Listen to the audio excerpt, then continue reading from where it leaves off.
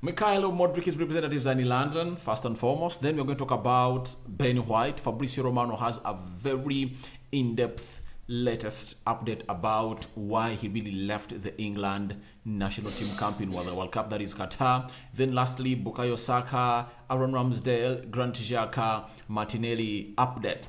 When are they joining the Arsenal squad down in Dubai, where they are having what we call a warm winter training camp? Welcome to Rokani Media Football. How are you guys, and where are you watching us from?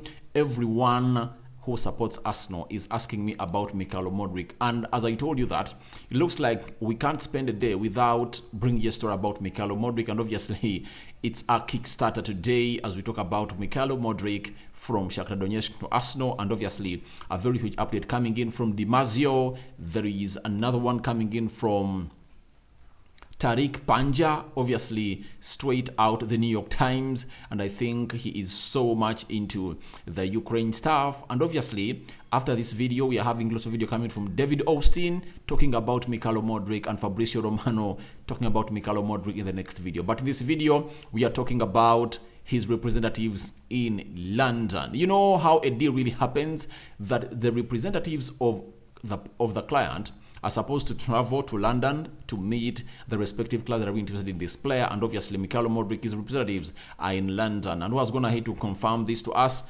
It's a reporter of the New York Times known as Tariq Panja. Tariq Panja is a co-author football secret trade at New York Times. He has told us that Shakhtar Donetsk representatives are in London this week discussing players, mainly Modric. There are at least 4 other clubs in the conversation.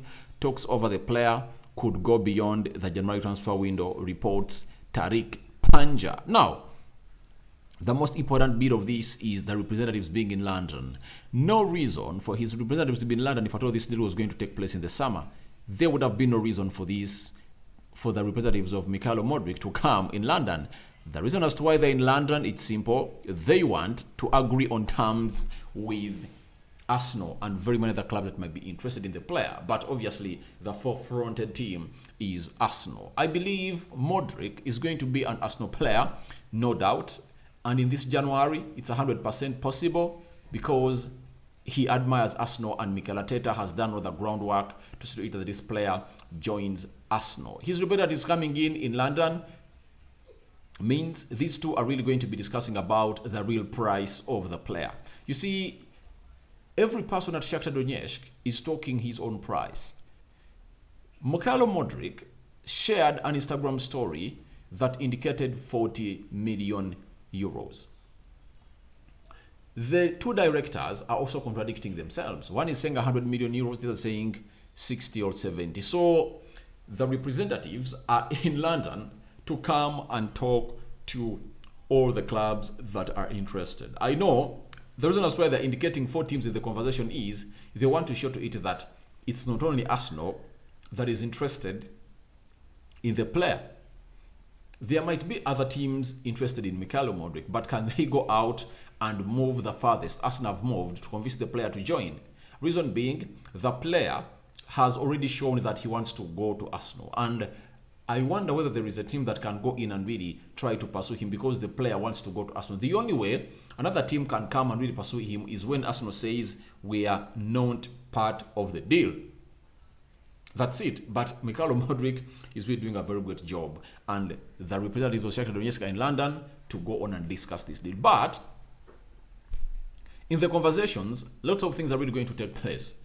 One, the clauses that are going to be included into the contract that is going to see Modric cross from Shakhtar Donetsk to Shakhtar Donetsk to Arsenal. Secondly, how much amount of money is going to be included into this deal? Up to now, I've not believed that Mikhailo Modric is at the level of costing 100 million euros. That's out. It has been nowhere in the history of Ukrainian football and Shakhtar Donetsk selling players at that amount of money. I believe the most expensive they've sold is Freddie to Manchester United. close to 53 million pounds. I think that's what United played. That's what United paid to get him. And those are way years back. I think he came in 2018. Is it January? I think 2018 January, that's when he came in. That is Fred Rodriguez. But I believe that that's a lot of money for Mikhailo Modric. And secondly, I believe they'll have to hear from the side of Arsenal. And I think they would have been putting all this in the news to it that they really hype up the price. But the reality is going to be faced when these reps of Shakhtar Donetsk meet Arsenal and very many other teams. But I believe Arsenal is at the forefront of getting this player. The next big thing, he suits exactly the plan of Arsenal and is going to go in and be an Arsenal player. After that, Di Marzio is telling us that Mudryk to Arsenal could be done in the January transfer window, but the deal will take a lot of time. Reports Mo Ibrahim, the site editor for Di Marzio. Info not from Di Marzio, however. But obviously, it's almost a Di Marzio story because this is a guy that really aids for Di Marzio and is telling us that Mikhailo Modric could be done in January transfer window, but the deal will take a lot of time. Obviously, we know this deal is going to take a lot of time because there is some arrogancy and ego at the side of Shakhtar Donetsk. For them, they believe that maybe this is the best player they've ever produced in their league and as a team of Shakhtar. That's why they are calling in for lots of money. That's why they're comparing him to Mbappe, Neymar, and very many others. But I believe when you talk about Mbappe and Neymar, I believe in you. But the worst story I've ever heard about Mikhailo Modric is comparing him to Jack Grealish. They are two different kind of players. I believe Mikhailo Modric has a better skill set than that of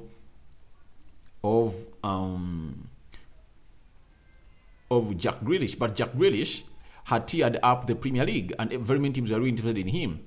Man City went in for £100 million. So I don't believe that £100 million is going to be the realistic price to sign this player. I believe more is yet to come for this deal. But telling us that it's going to be done in January, that is another confidence that is being given to Arsenal fans all over the world, that the deal is going to be done, but a lot of time is needed. A lot of time is because of the amount of money that has not been agreed on. Arsenal believes 50 million euros north is enough. Shakhtar believes in 100 million euros. So let's wait and see what's going to happen because the player himself shared 40 million euros. I did that story and showed you that story of Mikhailo Modric sharing that poster, all artwork that showed his real value of 40 million euros. And 40 million euros for a player like Mikhailo Modric, to me it's not bad for Shakhtar because I don't believe that they even paid more than 2 million euros to get this player because he's in Ukraine. I think they scouted him from Ukraine. Obviously, he has come out and grew to the levels where he is, and obviously things are really going on the way he wants. But they are delaying his deal to Arsenal, but Di Marzio and his team are telling us that the deal is going to be done. Obviously, let's wait and see how and when this deal is going to be done. We are being told it's going to take a lot of time, but I believe for a deal of Mikhailo Modric to get done ASAP, it's also possible. It's also possible. That's it. So that's what we had about Mikhailo Modric today as far as Di Marzio and the New York Times reporter are concerned. After that story, let's talk about Ben White. Ben White was sent out of the English camp. Obviously, to me, I thought he was even banned, all the is shown the exit door badly under bad circumstances. Reason being, he had everything that had pissed him off of the game of Wales. So after everything went that way, Ben White came out and never spoken a word. It's the FA that issued a statement. Until now, we are waiting for a credible journalist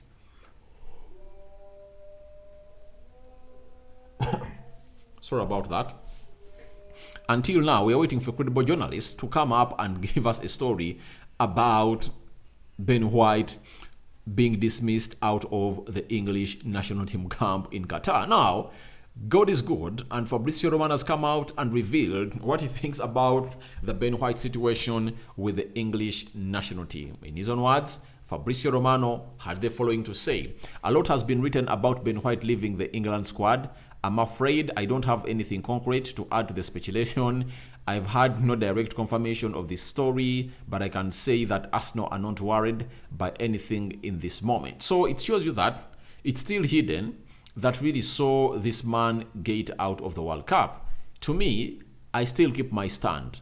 He got pissed off because of not being given a game to play, only minute to play in the game of Wolves, yet very many players that were left in the field of play had played very many games of football for England in the World Cup. And I believe this is what Fabrizio is trying to insinuate, but he's trying to get a story from a credible source to come out and reveal to us what really happened down in Qatar. But trust me, it's going to be revealed anytime from now, and I believe that by the end of this month, before we end at 2023, we will know what happened to Ben White. Secondly, in these Premier League games that are really resuming, I know an interview is going to be carried out on Ben White, unless otherwise he says not to interviews. But one game, he will be called upon on the podium to explain to us what really happened, because it looks like it is something that it is being kept as a secret, but we need to go on and do it and know it. Then Fabrizio continued and tell us that Arsenal are really quiet, confident, and working to restart their season in the best way. As far as I can see, I wouldn't expect the White situation to be an issue at all. To me, I believe if he expects not to be an issue at all, then why is he commenting about it? It's already an issue. Ben White is a known player. He was at the World Cup. Already, there were rumors that him and Ben White are not seeing eye to eye, because he even left him out of the squad of England that was supposed to play the 2 games of the UEFA Nations League that closed their group between Italy and I think they played Germany and Italy. Not so? So after all that, stuff came up that's not going to be included into the squad of England. Was included, but obviously he never played a game. And he has a point, because after leading by 3-0, why not bring in a Ben White? You brought on Callum Wilson. Why not bring on Ben White to do the needful and really that really scores goals for his team? And really plays at least as a right back or a central defender for a team which goes by the name of Arsenal. This is what is making this story an issue till now. Now, talking about the World Cup again, Arsenal players have been told that they are supposed to report this week. By the end of this week, they're going to be available. Who is telling us?